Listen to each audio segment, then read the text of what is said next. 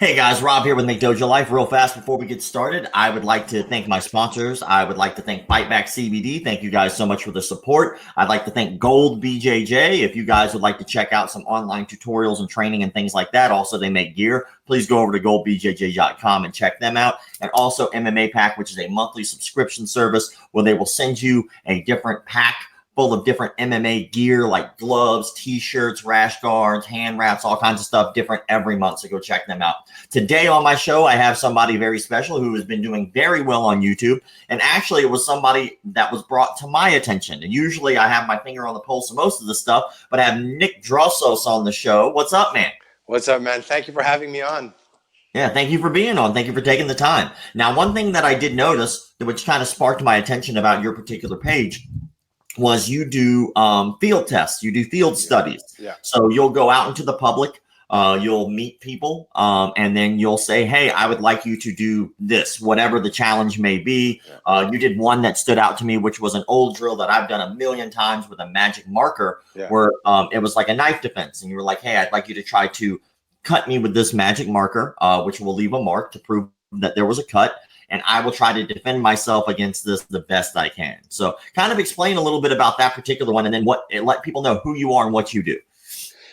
It was actually, I wanted to do something new. I wanted to challenge myself, and I wanted to also, really show the real challenges of challenges of knife defense. So I said to myself, what could I do something new, something that's never been done? And I said, okay, I was doing social experiments where I was going out and training people live. And then I said, let me do something with a knife. Let me just go find random people, tell them to grab a marker. And basically every time they cut me at a certain place, I would give them $20 or whatever it was.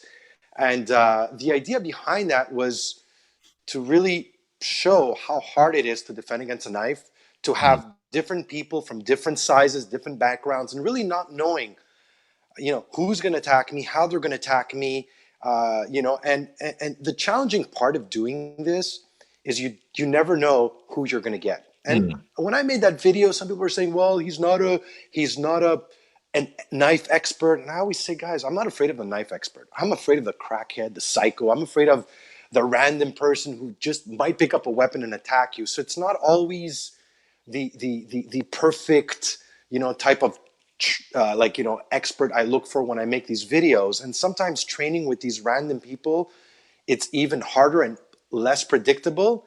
And it was a great way for me to just also test what I teach. Does it work? It doesn't work. And in some of the videos you see me, the guy took me down, another one I got hit. But I enjoy doing this because I try to bring it as close as reality as I could. Obviously, the next step I tell people would be me giving somebody a real knife and say, attack me whenever you want, which is unrealistic. But it's that's the goal when I make these videos. Yeah, definitely. Now, what got you started in the martial arts? Why did you get started?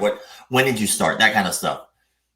I grew up in Montreal Park X on a lower class, more tougher kind of neighborhood, and I was a little skinny kid being bullied. And back then it's not like if you got bullied or picked on, you didn't, if you went to your parents and you said, well, somebody hit me, it's like, what you're telling me for, you figure it out. Tough You know what I cookies. mean?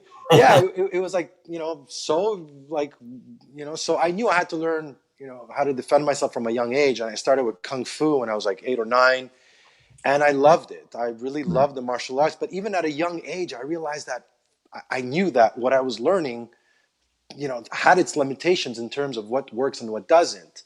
So that was like the first martial art I did. And then I did Taekwondo, and then I did boxing and kickboxing, and then did reality-based self-defense. So and then I touched upon a lot of systems, and I could never say I'm a black belt, or I never became an expert at one of them. I just did a lot of them. And I became good at all of them. I never followed through any of them at 100%. And I say that really authentically and real. I'm never going to claim some bullshit. I mean, I'm against that, especially you probably see it in the industry, all these guys promoting all this shit. And when you check up on them, it's full of shit. So, but a lot of my experience as well started when I started working in clubs. I took everything I trained And when I started working in clubs, I realized really quickly, it's like, fuck, I spent years learning this. This doesn't work. That doesn't work. That never happened. And it's like, okay, how do I start training a lot more realistic for like what I'm actually faced, what actually works and what doesn't in terms of everything I've trained. And until today, I still, explore new things and I train with different people. So that's a little bit more or less my journey. Okay. So why do you think that you haven't taken that leap or taken that step to try to get or earn a black belt through a system? Great question. Because one, let's say I love jiu-jitsu. I love it. And I train with a pro fighter. I did privates with him. I could grapple. I'm not an expert because I was never, it was never important for me, the belt. It was never for me, like, let me get to this level. And no, for me, it was like, okay, everything I do is for self-defense. So I was able to say, okay, what do I love about this system? This. I love boxing, right? And at one point, they wanted me to go to amateur and stuff like this. I wasn't interested because that wasn't my purpose. So I love boxing. I learned how to box. You put me in a ring, I can spar. I could move. I still train. But it wasn't, everything I did was for self-defense. So I said, okay, this system has this that I like. This system has this. And then I kind of put everything together for what I believe is more needed for the street and for self-defense. So you don't promote anyone or anything like that? Like in ranks or belt systems? No, I don't. I've never. I mean, here's what I believe in, and this is what I love. What you do is that you could look at you look at some of these guys online, and they're like black belt, master, 15 belts, and then you look at his video, and you're like, that makes no fucking sense. You're actually teaching that for self-defense.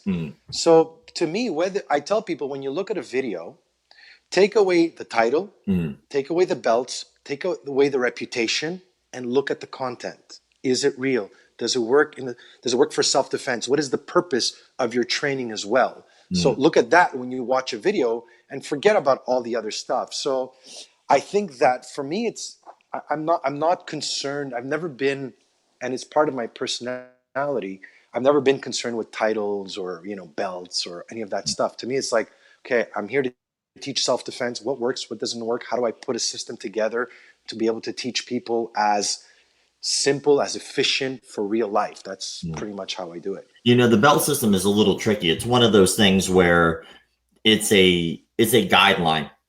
Now, me personally, if I think that it's important that we have people who are experts in certain arts, because that's what allows the art to continue. That's what allows us to be able to go to a specialist and say, I need to work on my ground game. Who do I go to? Oh, I'm going to go to this guy who spent his entire life working on that system. So I do think it's important, but I do think that it is a guideline. Like, for instance, if you look at somebody like BJ Penn, not recently, not fighting outside with like drunk people getting knocked out, but I'm talking about like BJ Penn in his prime, when he wasn't outside of strip clubs fighting people. When BJ Penn was in his prime, he got his black belt very quickly in jiu-jitsu. And a lot of people like to make fun of the fact that Taekwondo gets its black belt, some Taekwondo anyway, they get their black belts fairly quickly. And well, jiu-jitsu takes forever to get your black belts. Like, well, not for everybody. It's like those are all guidelines, so there is no one standard across the board of what should and should not be correct for people's art. Like a Taekwondo black belt is not the equivalent to a jiu-jitsu black belt, which is not the equivalent to a judo black belt. And then you look at somebody who just has experience. So if you look at somebody like John Jones is a blue belt in jiu-jitsu, but John Jones would probably murder a lot of black belts in jiu-jitsu. Yeah.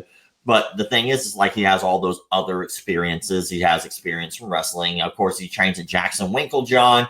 He's been able to train with some of the greatest fighters and coaches in the world, which has allowed his pedigree to go up and up and up and get better and better and better.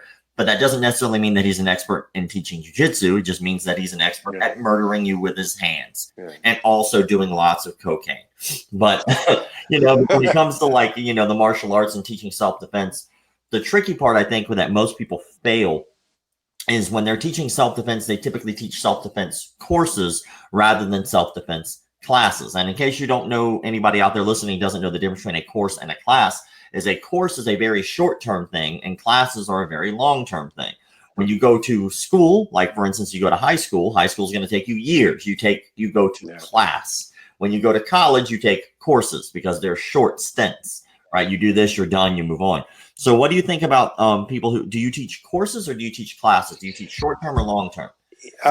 Me personally, I like to teach classes better. It depends. I only do privates and I have my online stuff as well. I like classes. Like, I mean, when somebody walks in, the first at least, 6 to 8 sessions, I'm teaching them about awareness, about how to diffuse a situation, how to profile, how to assess a fight before it happens, everything prior to the first strike. And I mean, I don't go into like, okay, straight into striking. I want to focus on how do you become a hard target. So I have a structure when I teach my classes. When I do a seminar, I try to compact it all together. But there's a series of sequence that I follow to get to somebody to a certain level. And you could probably learn everything I teach in 3 months. Okay. So what would you say that your basis would be? So if I'm a new student, I walk through your door, I'm like, teach me self-defense. What would that process look like? The first thing is I would start teaching you about awareness. We're going to be doing awareness drills, how to diffuse a situation, how to avoid it. What can you do? Safety tips if you're being followed, pursued, if somebody's in your face, everything prior to the first strike. Because I mean, from experience, if the idea, especially whether I train men or women, I was training a 62-year-old man. I was like, okay, how do, he had rotator cuff, he couldn't move his arms as much. So I focused on, well, what can you do to become a hard target? And so I start with that. Once they do that, then obviously we work on some striking, how to bring up your hands, how to talk to your attacker, when to go preemptive, mostly concepts and strategies versus memorization and techniques. And if he does this, you do this, you do 1, 2. As soon as I see a pattern in a system, more than 2, 3 seconds, you just lost me. I know you're bullshit. The idea that your opponent, your attacker, will let you do a series of 3, 4 movements in a row is impossible.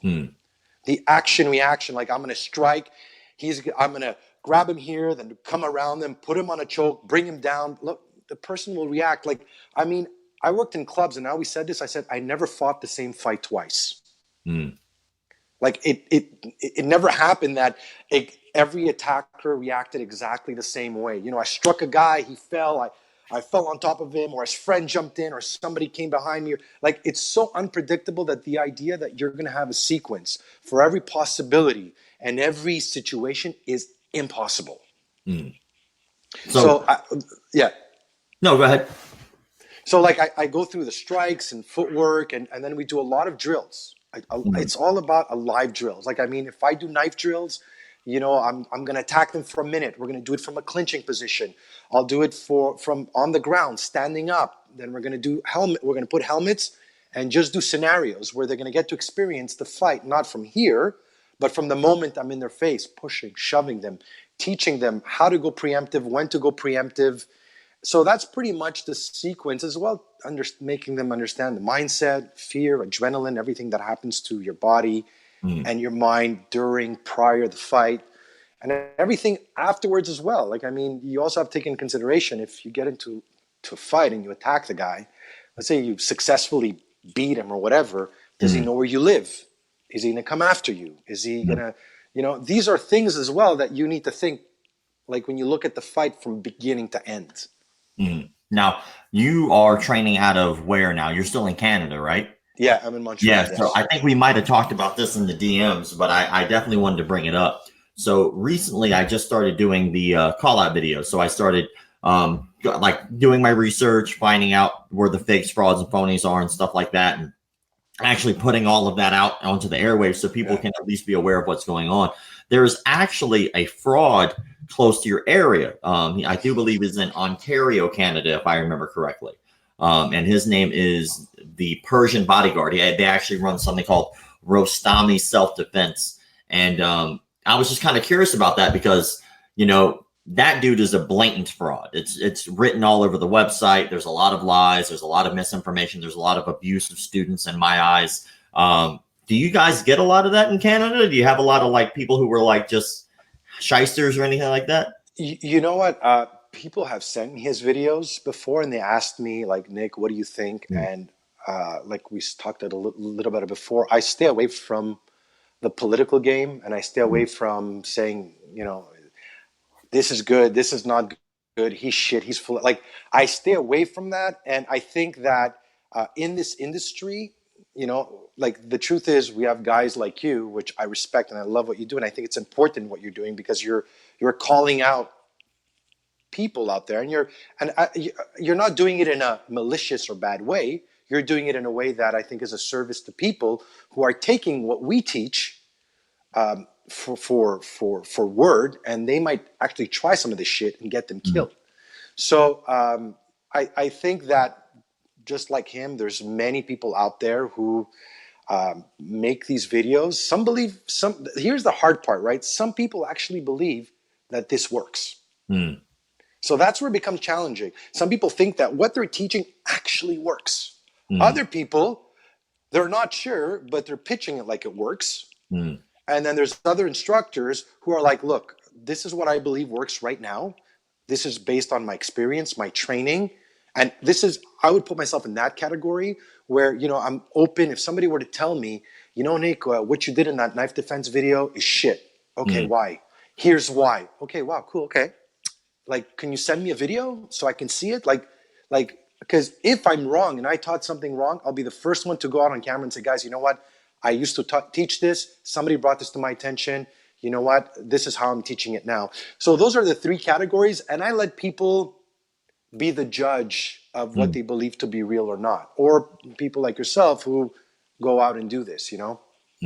Well, I think that, in my opinion, I think the most you can really hope for as an instructor is to teach when in terms of self-defense. Like, I think there are a lot of different avenues. Like, I used to live with a magician, and it kind of opened up my eyes to like how I look at martial arts. And ever since I lived with this magician, he taught me a lot about like the different types of magic. And so each one is legitimate in its own way, but they're all different. Like, for instance, you have close-up magic, like card magic, where people will be right there next to you and doing stuff like that, like table side while you're at a restaurant, right? Then you have big stage illusions like David Copperfield, right? Where you're sitting in an audience and he's like 30 feet away and it's grand illusions.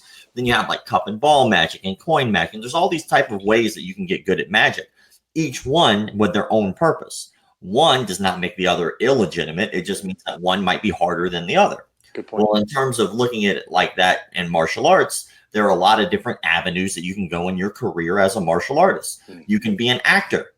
You can do that a couple different ways, right? You can take the Chuck Norris, Steven Seagal, Van Damme avenue, where you actually are an actor and you were doing stunt work in Hollywood, right? Then you have that, of course, which is also stunt work. So you have a lot of guys who do sport karate, who do more flashy martial arts, get into that. Now, they're not teaching people that this stuff is real self-defense. They're just doing it because they know that it looks good on film and camera, and it's impressive that they can do these type of feats with their body. Then you have self-defense, 100% geared towards, if you are in a violent altercation, how can you defend yourself, right? And of course, there are other different avenues, but since we're talking about the dynamics here, when it comes to self-defense, I truly believe that even if you are a fantastic self-defense instructor, the best you can really hope for is that 75% at the most of what you teach is legitimate. That's all you can hope for. It is literally impossible to teach 100% legitimate, because we're all different people. And so 75% of what we might teach, if we're a phenomenal instructor, works for most people, right? But then you have 25% of things that just aren't going to work for everyone. Now, that could be because of our body type. It could be because of our style, our attributes, right? If I'm a phenomenal self-defense instructor, right, and I have all these techniques that involve me punching, I'm eventually going to run across somebody who's got no goddamn arms, right? I'm eventually going to run into somebody who's paralyzed. I'm going to eventually run into somebody who is shorter than average height. All of these things come into a factor when we're teaching self-defense. So I think it's really, really, really difficult out of all of the things, all the different avenues to be a professional martial artist. I truly think that teaching self-defense is the hardest job in the industry. I love what you said. This is point on, and I would agree with you at 1,000% that you made this point. Because like, I mean, when you pressure test things, so when I did a one arm lapel, like grab and like for self-defense, I took Big Nick. Big Nick is 6'7". Then I took another guy who was like 6'2". Then I took 3-4 guys and I tested the same thing out, like full out. And what worked with Big Nick didn't work with Serdan, and didn't, you know, the guy my height was much easier than the 6'7". The 6'7", what I did with the guy who was 5'11" didn't work.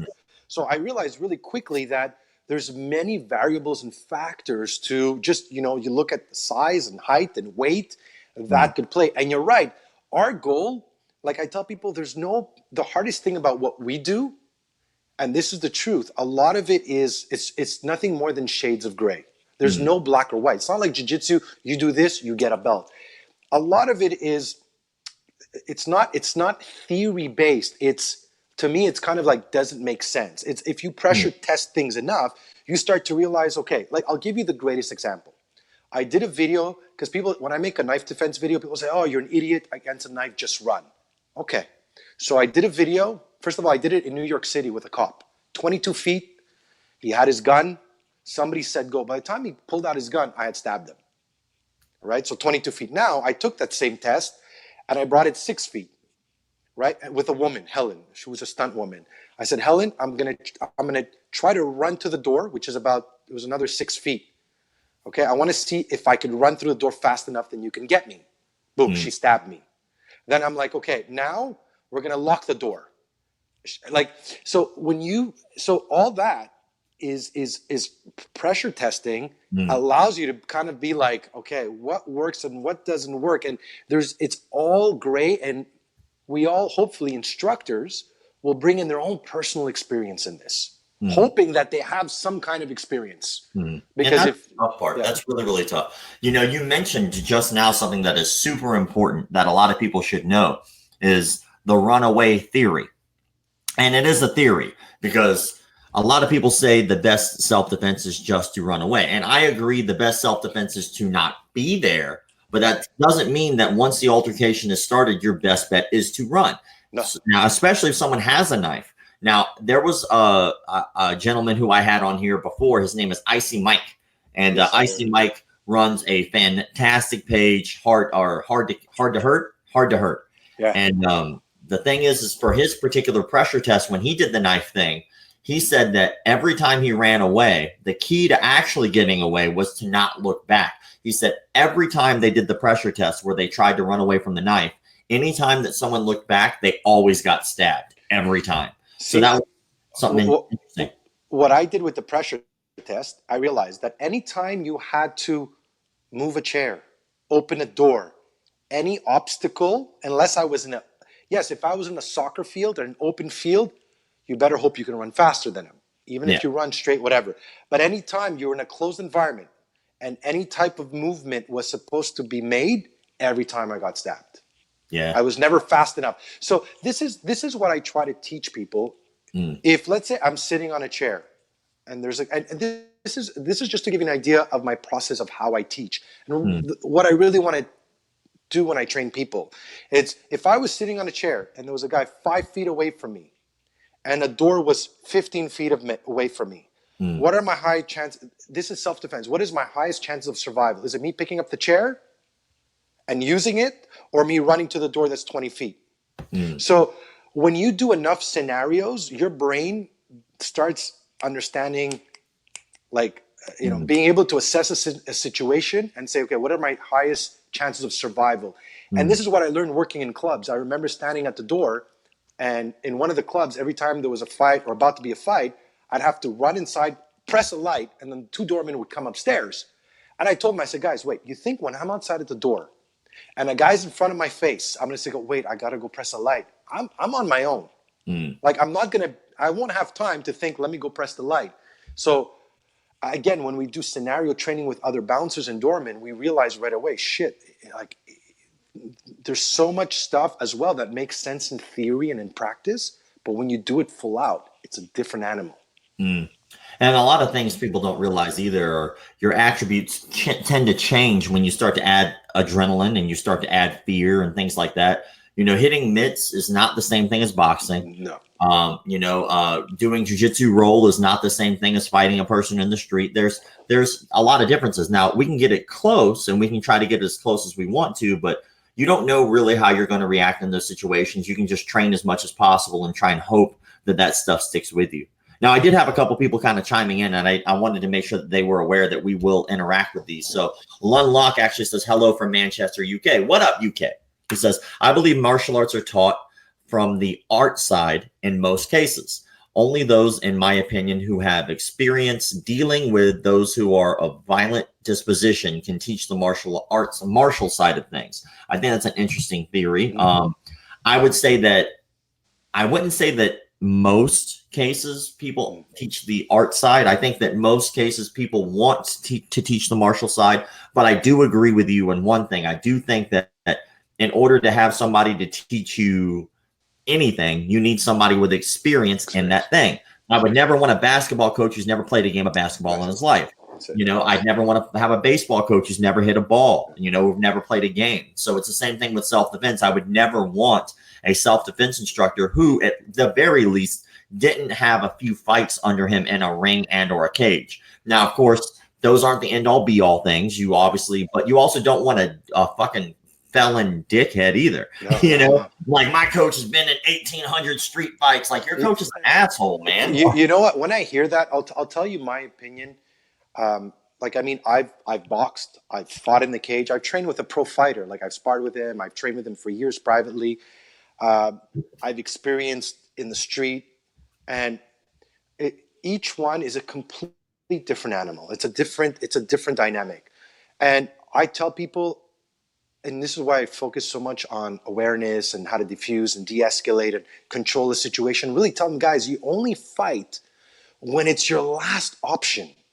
Because, I've seen people get stabbed. I've seen people tell me, well, can I kill him? I go, let me tell you something. When you decide to hit somebody on the street, just them dropping and their head, and I've seen it, smack on the cement, on the step, and the blood coming out, and then everybody jumping him. The instant you decide to cross that line in the street, anything can happen. Anything. You could be the greatest fighter and get knocked out on that very day. Just happened to Jay Penn not too long ago. Phenomenal fighter, outside a strip club, may have had a few too many drinks, and then all of a sudden he got cold cocked, knocked out cold. That was a shame, And I saw he was bringing his hands like this to the shoulders, and I kind of teach the same thing. Bring your hands a little bit in the center, keep some distance, try to talk, move around. Again, the dynamics are multiple attackers, weapons, and sometimes it's harder to fight these unorthodox wild guys than the fighters. Because a fighter, you kind of know and understand a little bit the angles. If you get in the ring with a box, he's going to come this way. You understand it, and you have the rounds to figure him out. But in the street, you're looking at the guy in the eyes, and you're like, okay, you're trying to figure out who is he? What does he know? Where's he from? What's his mindset? Did he just get out of prison? Is he holding a knife?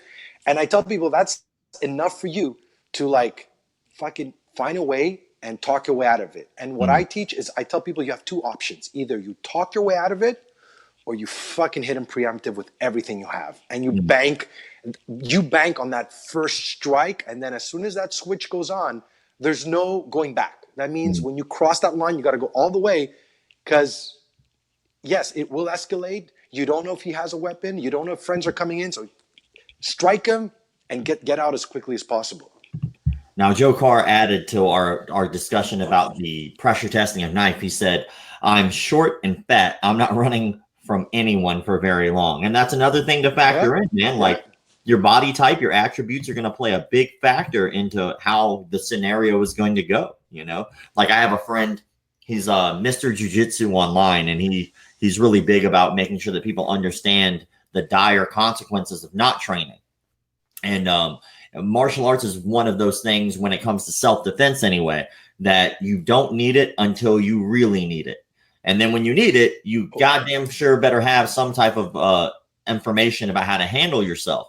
So you have these people who are like, okay, well, I don't train because of X, Y, Z, this excuse, that excuse, this excuse.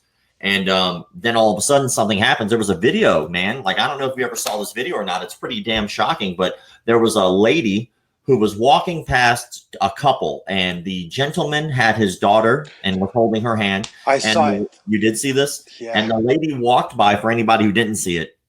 And then there was a wife who had the son and was holding the son's hand. And they were both walking together on the street. It was daylight. There was nothing going on. A lady walked past them, pulled the knife out of her purse, which was a butcher's knife, stabbed the kid in the face twice. Fuck, I saw that. I freaked out. And then the mom didn't know what happened because she wasn't, you know, she was just walking down the street. Why would you? And then she realized the kid got cut. They were freaking out. And then the lady, I guess, turned around when they were talking to her and then pulled the knife again and went to go stab the little girl. And the dad moved the little girl out of the way. Now, the reason I bring this up is because once the lady was walking away, the lady who had the knife, once she started walking away from the scene, the gentleman was like, you just stabbed my son. Yeah. And he went after her. And as soon as he went after her, as soon as she turned around with that knife, he basically pissed his pants and like got away from the situation. And then the lady got away and eventually got caught. But that's the reason it's so important that we all have a responsibility to be the protectors of our own home and our own body. And training is a part of that. You know, you can have all the excuses in the book why you can't train. I don't have the time. I don't have the money. I don't blah, blah, blah. I don't, you know, I got work, blah, blah, blah. That's all horseshit. Basically what you're saying is I don't want to. And it's okay to say that, but don't bitch and complain when you need it and it's not there. Because when it's not there, you are going to need it. You're going to need it. You know, like in that scenario, what happens if that lady with the knife had turned around and attacked the entire family with a knife? You know? Can I tell you something? Even me being there, like, I mean, and I've trained the shit out of this. I would take that woman so seriously. I would take her like a fucking threat. I remember I got stabbed. I almost got stabbed years ago. I'm talking about 20 years ago. A bunch of 13 to 16-year-old kids at a park. They were about 10 or 12. And a kind of fight broke out and everybody ran, and like an idiot, I stayed there. And then they all they're doing this shit to me and they're circling me. And I see the kid pull out this fucking ice pick, like with tuck tape, like this fucking shit. I'm thinking, and I brought my hands up. In a few seconds, I was like, okay, they're like fucking 10, 12, whatever they were. I was alone. One kid was like 16, fucking my size. And I'm thinking, shit. And I'm like, guys, what do you want? You want the basketball court? Here, man, it's all yours, man. Like, I mean, and and that very moment, and that's what I try to teach people as well, is you got to pick and choose your battles sometimes. Like, I mean, had they attacked me, yes, I would have fucking fought till the very last breath. But if you can walk your way out of it and talk your way out of it, you do it. Now, in this particular situation, and I don't blame people sometimes for not knowing what to do because they freeze. They don't know what to do against a knife. They've never seen it. They've never done it. And it's normal for people to be like, holy shit. And this is why it's important to train, or sometimes even, I'll give you a great story, is I had somebody watched one of my videos, how to use a chair as an improvised weapon against a knife. And he sent me a message and he goes with me, I want to thank you. You saved my life. I don't know any martial arts. I've never done anything. I just watched your video, how to use a chair. He goes, I was at a concert. There was a fight. The guy pulled out a knife. He was coming towards me. I panicked, and I just picked up the chair, and I started screaming and swinging it. By fluke, I hit his hand. The knife dropped. Everybody jumped in. Just that little split second was enough to save his life. And that's what self-defense is as well sometimes. It's, you know, maybe knowing how to, like, you know, use a chair, move around a car as an improvised weapon, you know, be able to, you know, read the person on when you're going to strike, stuff like that will make a big difference. And I love what you said. We think that it's not the police's job to protect us. It's not anybody who's be there. I tell people it's your life. For it more than you. It's your responsibility, because the chances of somebody being there right next to you when you get attacked are slim to none. And it also depends on the situation, the timing. You know, there's a lot of factors in there. But yeah, like, it is your personal responsibility for your well-being and your family's, you know. I'm in Florida, and one of the big things that comes up here, especially us being a red state, is that we all have guns. We all do. Everybody's got a goddamn gun, right? I'm in Florida. We're all packing, right? And then I get death threats online all the time, and people are always like, man, when I find you. Oh, yeah, people fucking hate what I do. It's amazing. Well, like what happens is like happened to me yesterday. So it's pretty funny that I get to bring this up. I haven't even talked to anybody about this yet, but so yesterday I posted a video because it's October, so it's Bully Prevention Month here in the United States. So it's a big campaign to try to push to let people know to try to be nicer to each other, to try to step in when people are getting hurt and picked on. And I had been bullied when I was a child, and so I told my story about being bullied, and I posted it, and somebody popped up on my thread, and they actually started to dig into me. They were like, well, what you're doing is bullying. You're a hypocrite. You know, you gave my friend a hard time because of what he posted. And I let him know. I was like, well, if I messed up, if I made a mistake, please let me know who your friend is so I can apologize if I'm wrong. That's cool. Yeah. And if not, then I'm going to tell you why I posted it, because I pretty hardcore screen most of what I post, because I only post once a day and I do this for a living. So I have like a long time to sit and watch and monitor and look. But in any case, you know, it wind up getting to the point where I was getting threatened. And, you know, like I just let people know, like, look, dude, if you want to like spar, that's different. If you want to threaten my life, I'm going to shoot you in the fucking chest. Like, I have no problem with that. I can stand my ground here. I'm not going to go out looking for a fight. I can conceal carry. So if you decide that you're going to attack me on the street, I'm just going to shoot you in the fucking chest. Like, I like jujitsu, I like karate, and I like the martial arts. But your life at that moment is not more important than mine. So do I want to sit there and tip tap and toe around with you to give you the opportunity to pull out a knife, cut me, stab me, or shoot me? Fuck no. I'm going to shoot you, and then I will wait. I will call my lawyer immediately. I will also call the police, and we will wait, and we will see how it goes. But I guarantee one thing: anybody who actually threatens my life, that changes the scenario. We're no longer talking about the dojo. And I think that what you're doing in terms of self-defense is to kind of break through those boundaries and those barriers to try to let people know that those are things that could happen. You know, somebody could pull a gun, somebody could pull a knife, somebody could shoot you and or stab you. And that's the big difference between self-defense and or sport martial arts is those things come into play.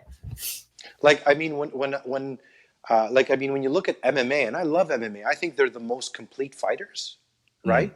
They're the most complete. Now, you teach them some self-defense concepts in there, and they are the easiest to train. You know what I mean? When I do knife drills, like if I do knife training, a lot of times they'll try to exchange.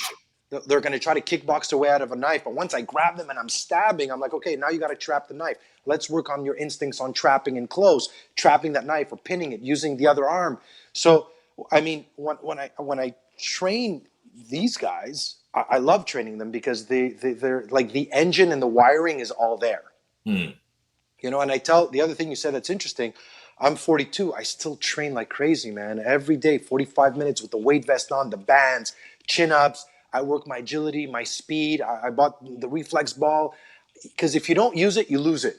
And that's no excuses for anybody. When people tell me, oh, what do I do? Man, go outside, do some running, do some burpees, do some spider crawls, some bear crawls. There's still so much you could do in terms of I tell people your conditioning is a very important part of your training. And it's all about banking as much as you can on your side. That's really what it is. There's no guarantees. There's no system, no self-defense instructor, no one out there that could guarantee at 100% their system is foolproof. If you see that, it's bullshit. Already, you know they're pitching you wrong.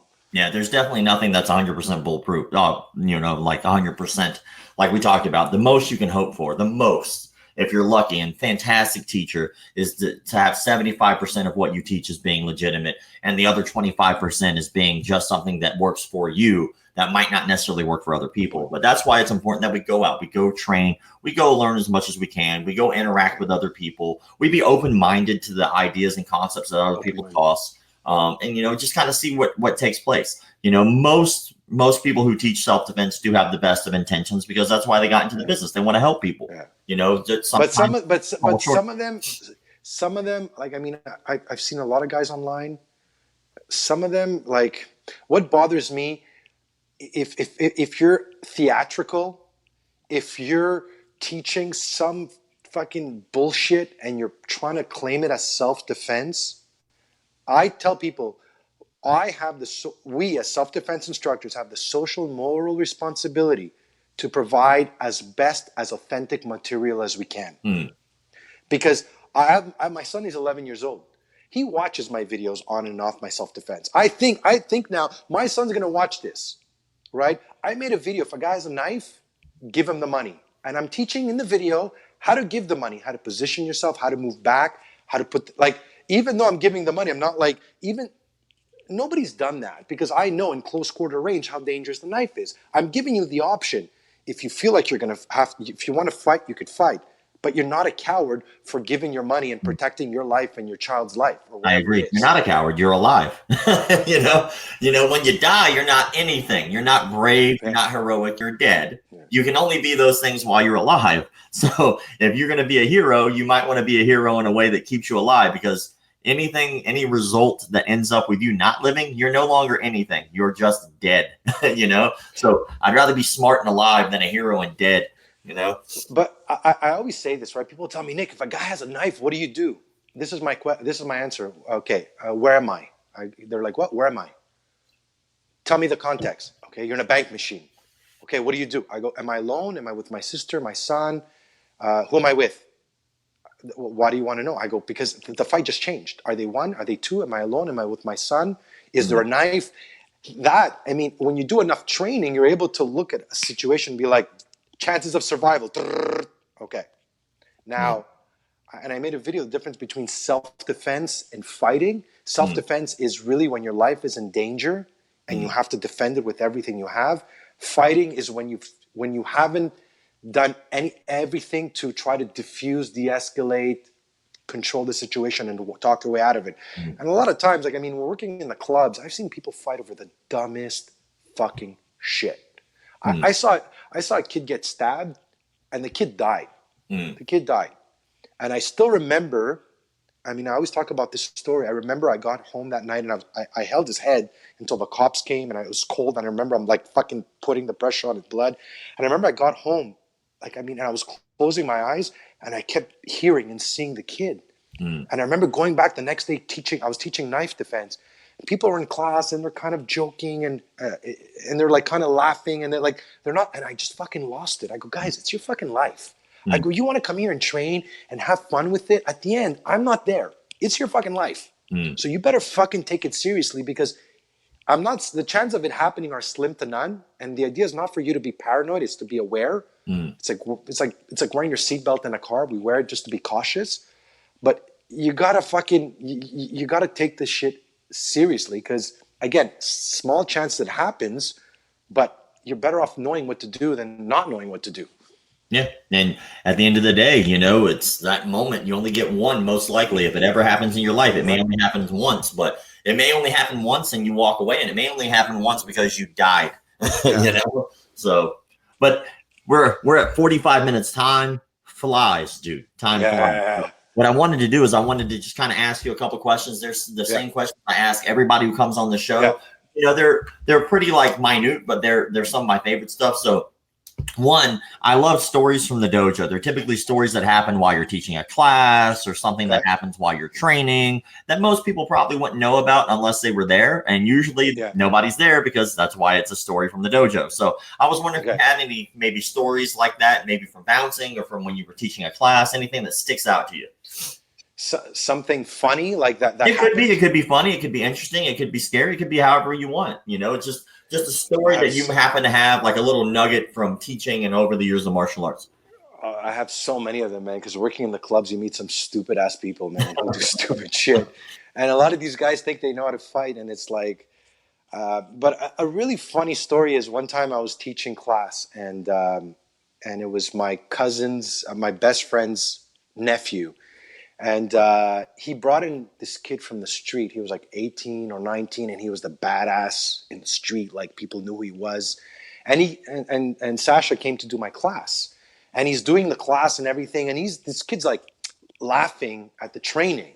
And then I take the kid Sasha to the side. I said, Sasha, I'm like, I said, why the fuck you bring idiots like this here, man? I told him, stop hanging around with kids like this. And you're not gonna move forward with guys like this, So then he tells him that. So the kid comes upstairs and to Jim, and he goes up to me. Sasha comes up to me and goes, his name was Justin. He goes, Justin wants to fight you. I'm like, what?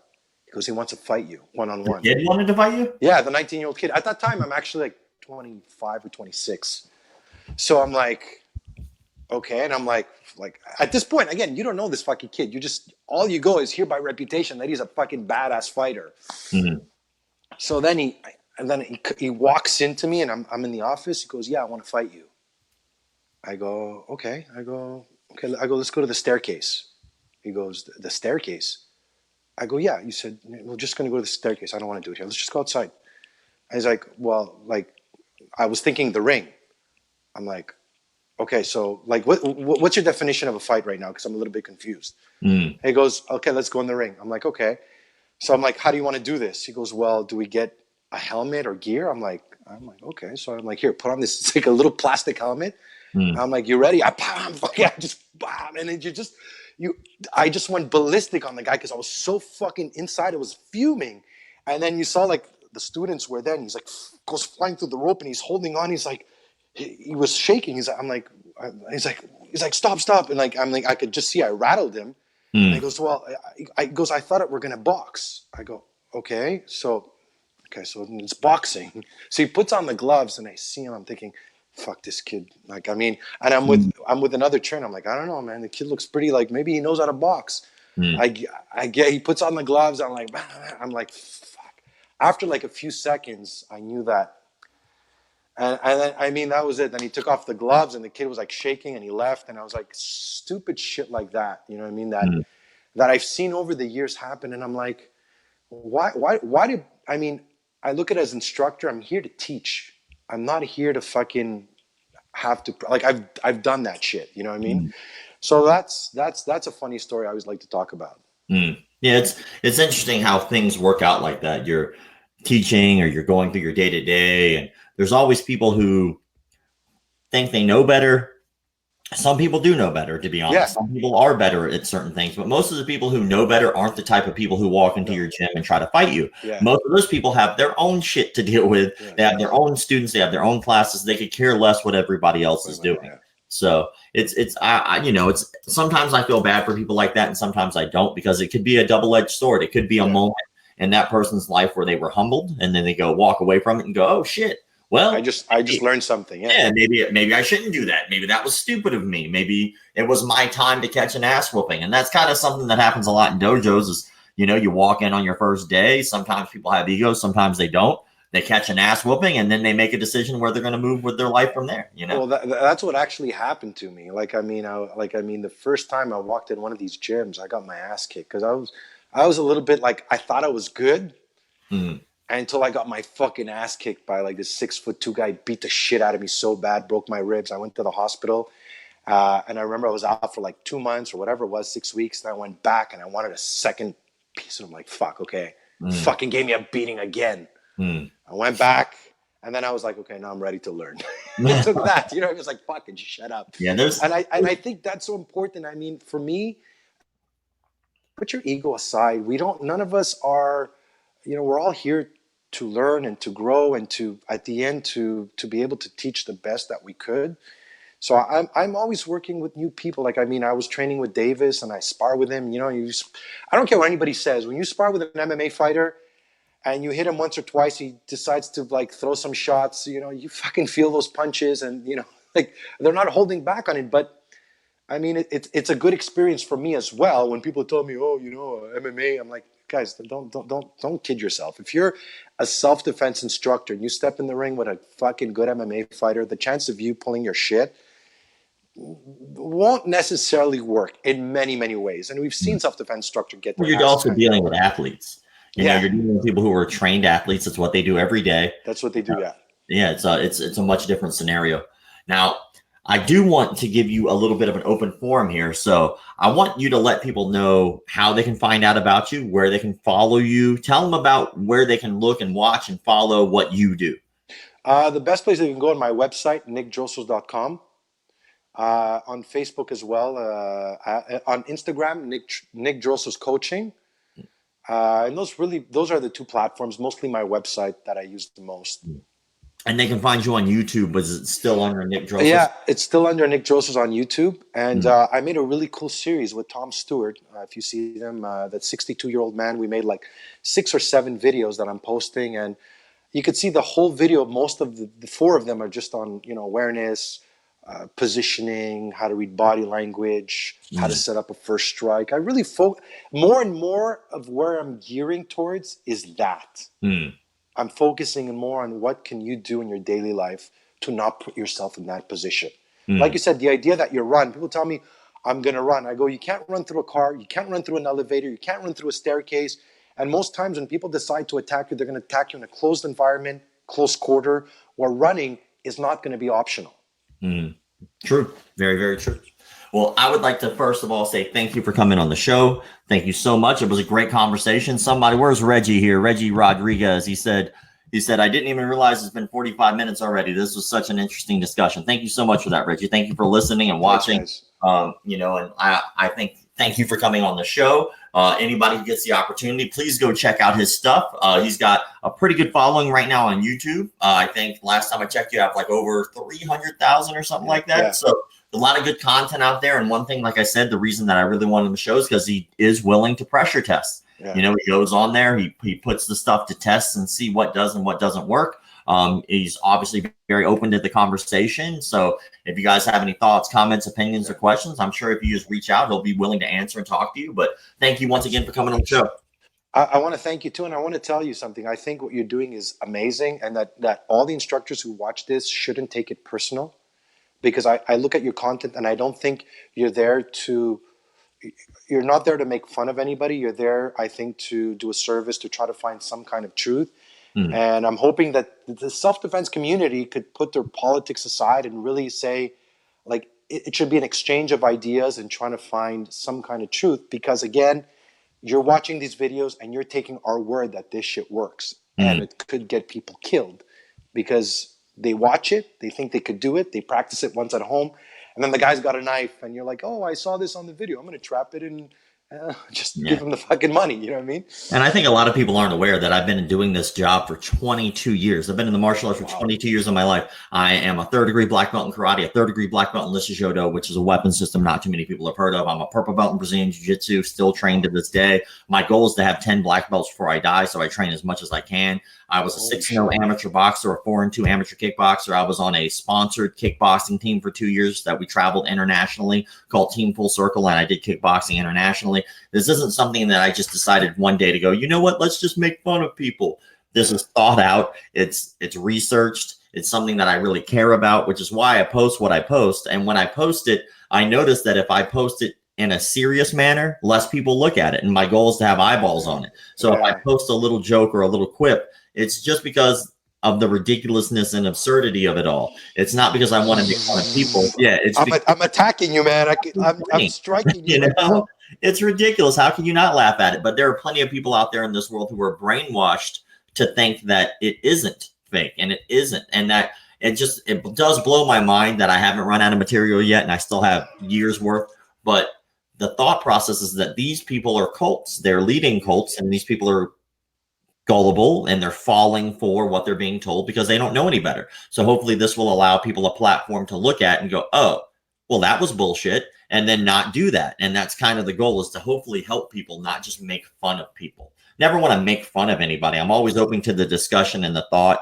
If somebody comes to me and goes, this is real, because I'm willing to have that conversation and discussion. So. And that's why I wanted to come on your show. And even if you asked me tough questions, even if you questioned me, even if you told me, this video sucked or this wasn't good, why did you teach this?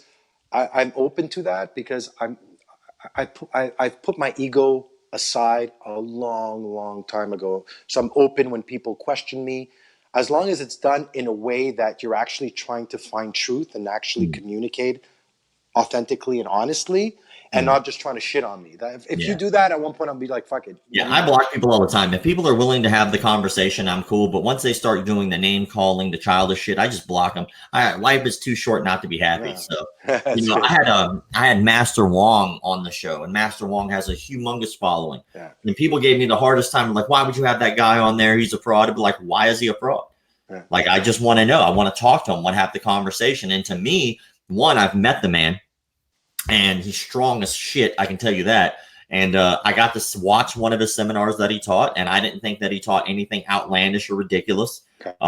You know, I think that, and especially when the conversation that we had on the show, you know, he does do things a little bit more theatrical when he's on YouTube, but he has the best of intentions. And I think that that falls into that 75% rule. I think that if you watch most of his videos are on point, and then you have that 25% where you just like, you know, you can't. You know, you can't win them all. Look, it doesn't work that way.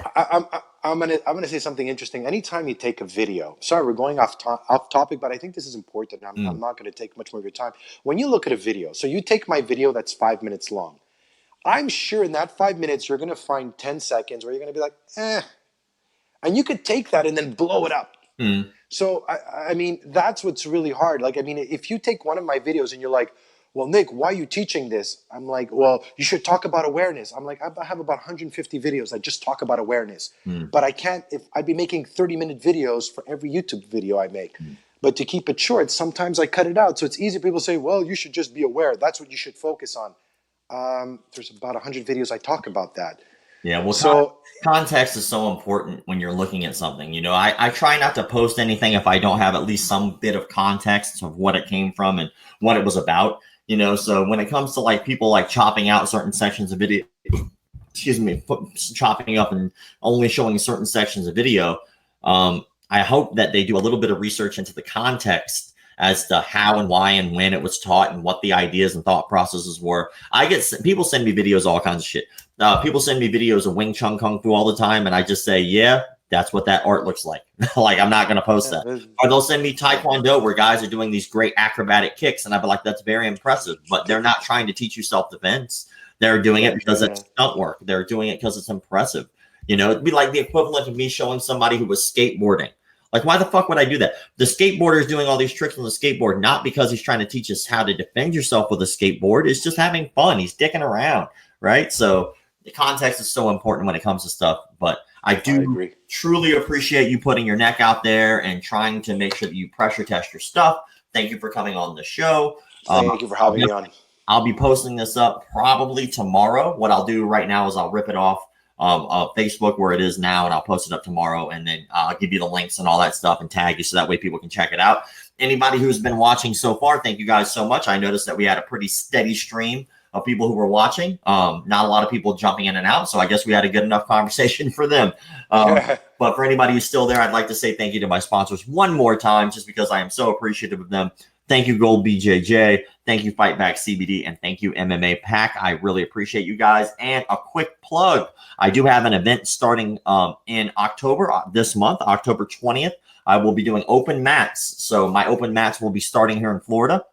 And then my next couple goals would probably be New York. And then another place would probably be Texas. So just kind of keep an eye out for the open mats. They're coming. The goal is to kind of get all the martial arts unified, training together, and having a good time. So thank you all for watching. Thank you, Nick, for coming in. And hopefully you all have a fantastic day.